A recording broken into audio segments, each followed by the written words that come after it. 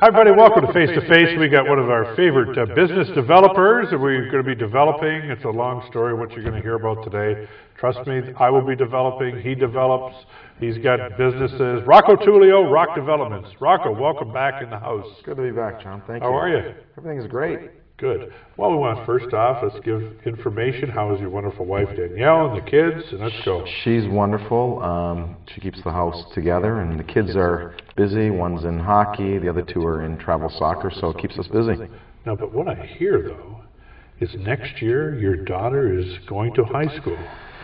Yes, it's quite an adjustment. So Rocco Tullio, as a proud father, will be there to walk her to school or take her to school and talk to anyone about, this is my daughter. Yeah, Welcome. absolutely. We're going to be there and be going to class with her to make sure everybody understands the rules. But yeah, it's quite an adjustment for me, absolutely. She's looking forward to it, but I'm a little nervous. You will be hovering. I guess that's exactly. That's the term. Actually, a good part is Jim Manello, the principal there, is a very good friend of mine. Oh, good. I got eyes and ears Security there. cameras and everything. Oh, great. Well, the other question is, because we had you on last time, the question always comes is, what did Rocco drive to the studios today? So why don't you tell us what you drove in? Today I just drove the Escalade in. The Escalade in. But the last time you were here, for those that missed the last show, what did you drive in? Your wife's car, which is? I can't remember. It was the Ferrari. Ferrari. That's good. So we're an Escalade. Okay, we're going down. Yeah, right. the wife's driving that one. Oh, is that right? That's right. Okay. All right, Rocco, one of the things we talk about, we've been talking about on the show for a long time, is how are things going development-wise in Windsor-Essex? We know about unemployment, highest in the region across Canada. How does it look from your perspective as a developer? How are things looking? Are people still visiting? Are we still a hot place to invest? Well, I mean, we still have a long way to go, but the signs are positive. We're starting to get a lot more calls. I mean, from a retail perspective, it's slowed down quite a bit because I think for the most part, Essex County is pretty well maxed out on the retail portion of things, but there's still a lot of activity going on. There's still a lot of opportunity, but it's slow, but it is getting, you can see the signs that things are starting to get some traction and things are starting to improve. We recently committed to a development in Leamington. Oh, good. The old funeral home on Erie Street. We'll be able to make that announcement probably sometime in the next month or so as to which tenant it is. So, it's starting to pick up, and we're starting to get a lot of calls from just nationals looking to posture, to reposition themselves in the market.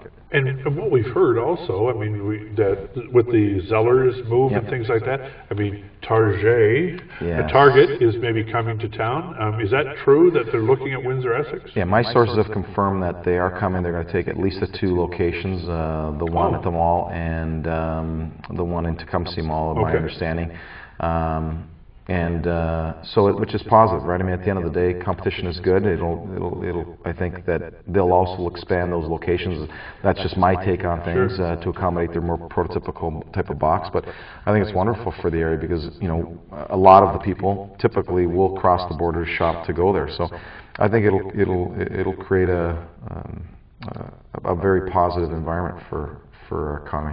Well, Rocco, let's talk about a couple of your developments as we would know we're driving around.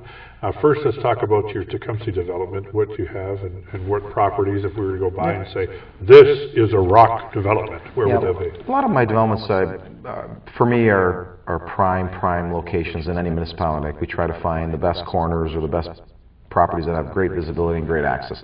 Our Walker Road one is an example of that, where it's co-shadow anchored by the Home Depot there, which has the Future Shop and the Winners and the Casey's and the TD Bank in it.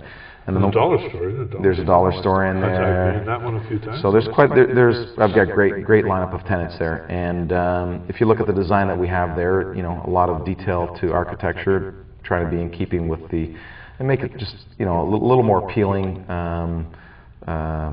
to the local economy type of thing. And then we have our Manning location, which is we have our Sobeys grocery store there on the one side with the LCBO and the CIBC, and then we have on the other corner we recently moved. MPAC is there, Golf Town, the A&W, the Windsor Family Credit Union. So, and again, we emphasize a lot of detail in the architecture we wanted because we wanted to be in keeping with the the community there, Sure. and because it's also And that's going to be a power corner for you. It is. A golf town. I mean, It you is. can't miss it. Yeah, and it's the gateway into a lot of these communities, right? I mean, we did a lot Especially of with the new development coming in with the 401 and people coming up Absolutely. Manning Road.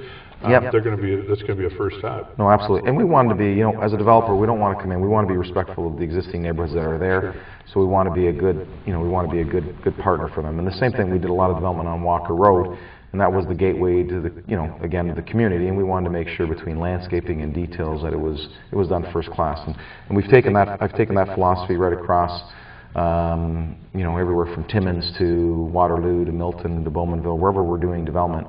And recently in London. And we've put up your website, the Rock Development's website, and it's a neat thing because you can see all the different properties that you've done. You can click them and see all the different pictures and that kind of thing. So, so who do you reach out to? I mean, you wait for the phone to call, you know, or are you in on RFPs and stuff in our community? Yeah, I mean, I've gone to the point now where, you know, we're getting a, you know, reputation is that we deliver, and we deliver a great product. So, and you know, we're able to find and turn over a lot of rocks that maybe sometimes a lot of the bigger developers aren't able to do because they're too big. So our niche has been able to go after and serve some of our national tenants where, say, some of the bigger ones weren't able to, just don't have the economies to be able to, or, you know, to be able to do those smaller scales. And for us it works out great because, you know, I've got great relationships with a lot of these national tenants, and I meet with them on a regular basis, and they'll give me a mandate, not necessarily a mandate, but they'll kind of guide me into the areas of where they want to be, and we're starting now to look to areas such as Tampa, Florida, to expand to, or the U.S. to expand to, and take advantage of some opportunities there. Yeah, and we're looking out east also. So when you're looking at finalists for things, mostly your stuff and what you purchase is retail oriented. Correct. You aren't into housing or anything like that. It's mostly been retail. We did a little bit of housing, but it's just not my forte. You know, that's a long-term play because, you know, I'd rather get in and develop it and create the annuity right away. Whereas housing, you know, it's a little more difficult. I like to mitigate my risk before going in. If I'm buying a piece of land, I like to know that I've got a tenant for the most part waiting for me to finalize that deal. So we're doing a lot more office than we ever did. We did the TD Bank downtown Windsor.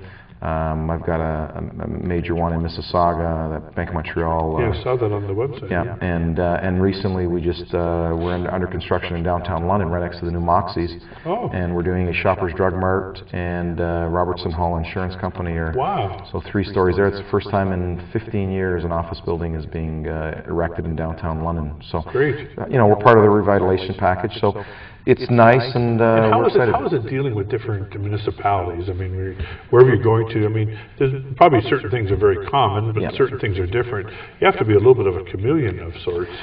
You do. I mean, it's difficult because I like to get things done and done quickly and move on, right? And some municipalities move at a different pace, and the perception of developers in different municipalities are also different. So some are more proactive than others, but for the most part, you know what, we've surrounded ourselves with some great lawyers and great planners that make our job easy. And so, you know, ultimately at the end of the day, when you go in and you've got a great plan that really is, and we try to wow the municipality, and we try to be cooperative with them in the sense that, you know, we'll go above in the call of duty for designing and landscaping things so that we're creating an award-winning development. For the most part, the municipalities are pretty good because a lot of developers usually go in with their, you know, with their hair up on their back and confrontational, whereas we'd rather take a little different approach. And now you've got a track record. You think of all those cities and townships you've been dealing with, whether it's cities or towns or areas and everything. And how are you getting around? I mean, how do you have time? Like, you have offices where? No, we have the office still. I like to keep things. I like to keep my fixed costs in check, and so, you know, I've got a great controller, and I've got another gentleman that's my right-hand person, and basically. And with my father basically does a lot of the traveling on the job sites to make sure that the jobs are being done properly. What's his background? He's been with Eastern he was up until he retired. Retired. Now he's working. I was going to say, I met your dad. I mean, you didn't let him know he didn't have a long retirement, thanks to you. No, and his pay scale is a lot worse than what it was. So with Eastern, but he worked for Eastern for 45 consecutive years. and he, you know, But he loves it, though. He's a wealth of knowledge, and to be honest with you, He's seen it all. he does, and to be honest with you, he goes on a job site, and you know what, I mean, he's got a great reputation, and he gets a lot of respect from a lot of guys because he just knows all the intricacies of everything, and he's been a problem solver. So for me, I'm grateful that I'm able to, and it's also fun, right? You get your dad, you're able to work with your father. My mother works at the health club, so it is truly the definition of a family-run type of business. So it's been, and that's how I get around. But you know what? I'll go out, and if I'm making my way down to, let's say, Oshawa to see a game, I usually make it an event where I'll stop in at 4 or 5 of the developments, check them out. You know, I bring a list of things I don't like or need to be improved. And Are you kidding me? No. So when the Ferrari pulls up, or the Escalade, could you imagine? Like, there must be people along the 401, he's on his way, and he goes past Tilbury, and he goes past Chatham. Look out, London, they know I'm coming. They know I'm coming. But you know what? GPS. Yeah. But you know what? I think it's important. I mean, we take pride in our developments, and I'm very meticulous with them, and I like to make sure that they're always looking as pristine as the day they were open. And I think it's important because if you talk to any one of my tenants, they'll tell you that we respond quickly, and we maintain our properties in pristine conditions, and we're able to do that and still keep the cost down. So it's a win-win. And one of the things you talked about, I think the last time you were on the show, you made a comment. You said you don't fall in love with these developments. Yeah. You don't fall in love with properties you've bought. You got a good memory. Still true? Yeah, I mean, absolutely. I mean, these are business investments. At the end of the day, they're great, and we're fortunate. But we get calls on a regular basis for people that want to buy these. I mean, especially it's getting to the point where a lot of these big national REITs are you know, they'd like to buy my entire portfolio. Timing isn't right. I mean, I'm still young, and you know, I mean, I don't want to just be, you know, have nothing to go to, right? So, but the time will come in the next 4 or 5 years. There's a game plan. If you were to sell anything, would your dad be part of the package that you would sell him to? My mother would probably say absolutely. but no, I don't think there's any takers. But you know, on the construction side, he's getting all kinds of offers. People would love to have that kind of asset on their side. When you're driving around with your kids or your family, going for a drive, going to an event, going to a fundraiser, driving around, what are you looking for? Are you looking for land? Who owns what? Are you looking, because aren't we running out of space in Windsor-Essex? Yeah, for Windsor-Essex County, I think for the most part is pretty well over-retailed. I think you know, until we get a substantial growth in housing, more rooftops, I don't think that, you know, I think you may get some restaurants and you may get some people repositioning themselves in the marketplace. For the most part, you know, I don't see a lot of big waving of retail like we did on Walker Road and stuff like that. But and even like the South, anything going on around that area? No, I think because everything's boxed. Yeah, because we're our communities and because we're connected within 15, 20 minutes of each other. For the most part, people, you know, once they get in the car, you know, whether they have to go to Walker Road or whether they have to go to Devonshire Mall or Manning, you know what? 15 minutes either way. Yeah, once you're in the car, it's there. And for me, when I look, I mean, I look at anything that I can get ideas from, but mostly I love going to the States and seeing what's out there, because they really do a lot of cutting edge designs and a lot of great features. And it's funny, the other day my daughter was she was traveling to hockey, and I get a phone call, and she says, "Dad, take this number down, there's a great corner in London." She was 13 at the time. And, you know, and I said, "I'm already one step ahead of you." I said, "I dealt with that about 3 years ago." Yeah, but she knew the exact, you know, she had the eye, and it was just funny. I laughed about it because my kids know when we go around, like when we go on vacation, right, I'm always looking for, you know, even, you know, no matter where we're at, I'm always looking for an opportunity, right? And so they laugh. The other time we had you on the show, we asked you about IKEA. You said they will never come to Windsor-Essex. Are you still holding that? I wouldn't say never, but I mean, the opportunity is just, we don't have enough households to continue to support that on an ongoing basis. I mean, the reality is, I think there's one in Brampton. You know, there's one in the Toronto area. There's one over in the States. Yeah, and I just think that the reality is that nothing's changed since you need about the demographics. You need about 1 million people to be able to support that on an ongoing basis, and I just don't think there's a big enough draw here. Okay.